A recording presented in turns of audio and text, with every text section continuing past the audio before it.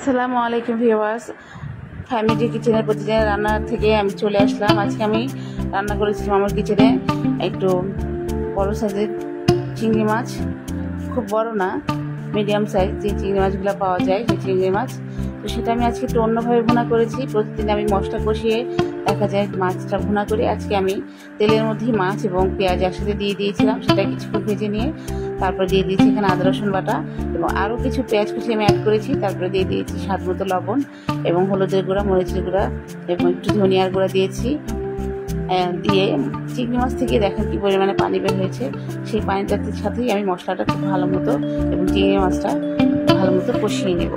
চিংড়ি মাছ আসলে এমন একটা মাছ যে সেটা যেভাবেই রান্না করেন না কেন, চিংড়ি মাছ এবং ইলিশ মাছ খেতে ভালো লাগে। তো এই মাছটা আমি খুব ভালো মতো কষিয়ে নেব।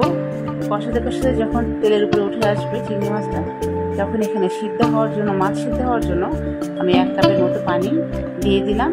দিয়ে এটা আমি আরও কিছুক্ষণ রান্না করব, ঝোলটা শুকিয়ে আসা পর্যন্ত এবং মাছটা সিদ্ধ হওয়া পর্যন্ত। আর এ পর্যন্ত আমি অপেক্ষা করব চুলায় রেখে।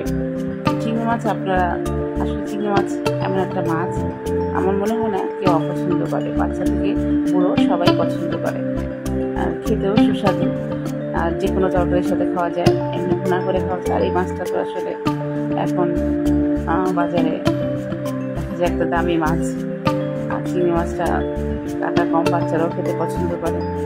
তো সবশেষে আমি একটু ধনিয়া পাতা দিয়ে দেবো।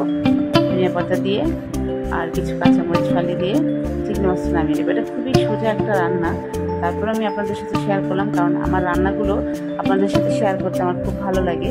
আপনারাও আমাকে সাপোর্ট করেন এবং অনেক রকমের সুন্দর সুন্দর কমেন্টস করেন, আমার পাশে আমাকে সাপোর্ট করে আমার পাশে থাকে, সেই জন্য আপনাদেরকে অনেক ধন্যবাদ।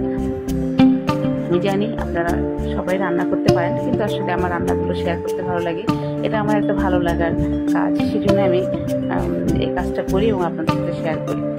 তো ভিউয়ার্স, এতক্ষণ ধৈর্য ধরে আমার সাথে আমার ভিডিওটা দেখার জন্য আপনাদেরকে অনেক ধন্যবাদ। এভাবেই সবসময় আমার পাশে থাকবেন, আমাকে সাপোর্ট করবেন। আপনারাও যে যেখানে আছেন ভালো থাকবেন, সুস্থ থাকবেন এবং নিরাপদে থাকবেন। আল্লাহ হাফেজ, আসসালামু আলাইকুম।